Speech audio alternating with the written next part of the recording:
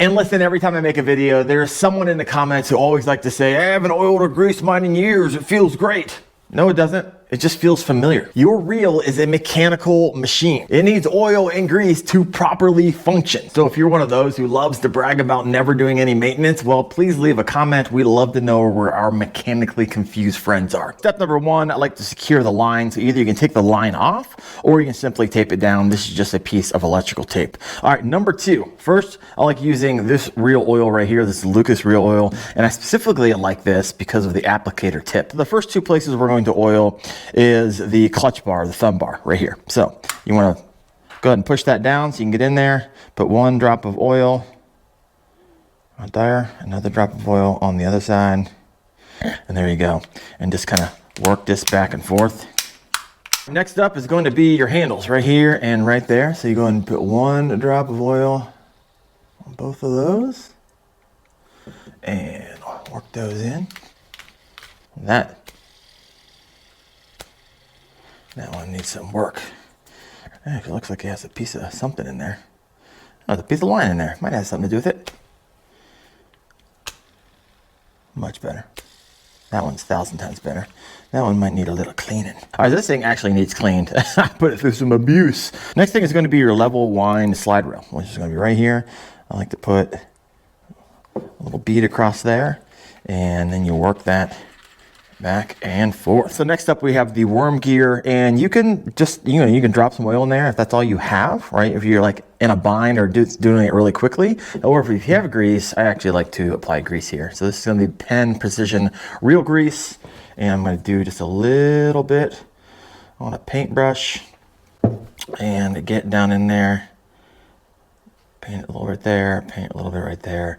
You don't need a whole lot, and then just let that work in. And keep in mind, you can move it all the way over to the side here. Looks like it looks a little bit more. Kind of paint that. You don't need a ton there. There we go. So one of the questions I get often is how often should you service your baitcaster? And there's no strict timeline, right? It really depends on how you fish. My 90 days may mean 60 days on the water, while someone else's 90 days might mean 2 outings and a sunburn. So here's a simple rule of thumb. If your reel starts feeling tight or like scratchy, if you dropped it and submerged it into the water, if you fished it consistently for 2 to 3 months, if it's been in the rain, sand, or dirty conditions, or if you've owned it for a year and you haven't done it, it's time. But ultimately, listen to your reel. It will tell you when. Number 4, we are going to remove the side plate, which we can do on this loose right here. Flick that back, and this is going to come off. So when you take this off, on the inside of the side plate right here, you're going to see a bearing right down in there. So we're going to take a oil, not in the middle, but actually on the bearing. There we go. Let that kind of sit off to the side, and once we put together, we'll work it in. Now, take your spool out. There we go. That's pretty dirty. I'm just gonna clean that off my hands. So you definitely want a paper towel or white towel because you don't want to lose any parts, small parts, especially when we start opening up this in here. There's small parts, small springs, and we definitely don't want those to go missing. All right, so on the other side of the spool, you're gonna see another bearing, which is right there. So I'm gonna put 1 drop of oil right there, and I can kind of spin that around to get that to seep in a little bit. All right, so what I like to do on your spool is just put a little bit of oil right here, a little bit of oil right there, or you can put it down the hole right here or down the hole right there. However, the applicator tip, you can get it in there. So I'll just put a little drip, just 1 drip down that hole, 1 drip in there, and then I'm set. So put this back in. There we go. Put this back in. Let's go ahead and latch that back and work that in there. All right, so I'm taking this cap off, not to show you where you actually need to oil, but we already did this, right? We did it from the other side, and we put a little bit of oil down in here, so this spins freely.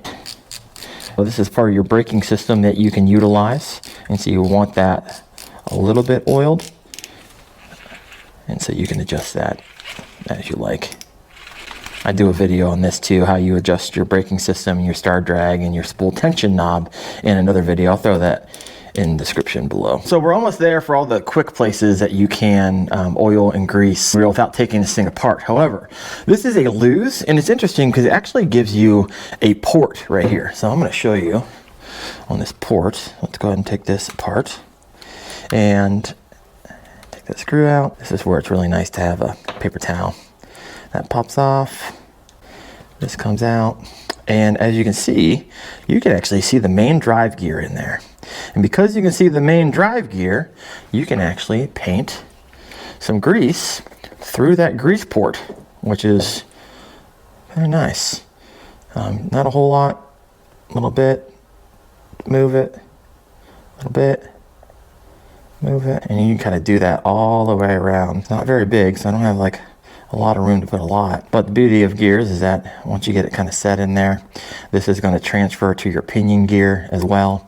And this for loose is kind of nice if you don't want to like take your reel apart. Put this back in, screw it in, tighten that up, and that is going to transfer to your pinion gear on your main drive gear on the inside of this loose. However, most reels don't have a port here, and sometimes you actually see a hole right here, and that is not a port to shove grease or to shoot oil in there. If you shoot oil in there, most of what's in there gets grease, and so you're going to dilute that grease with putting oil in there. That is a drain port most of the time, so don't get your grease port confused with a drain port and accidentally put oil or shove grease down in there. So just keep that in mind. So what not to use, and I get questions like this all the time. Can I use ...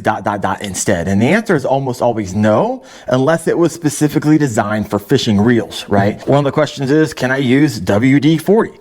And WD-40 stands for water displacement 40th formula, right? It does displace water and has a little bit of lubricating oil, but it's not real oil. The solvents evaporate fast. It leaves a thin, weak film. So it feels buttery smooth, and that's why everyone kind of swears by it. Oh, this feels awesome.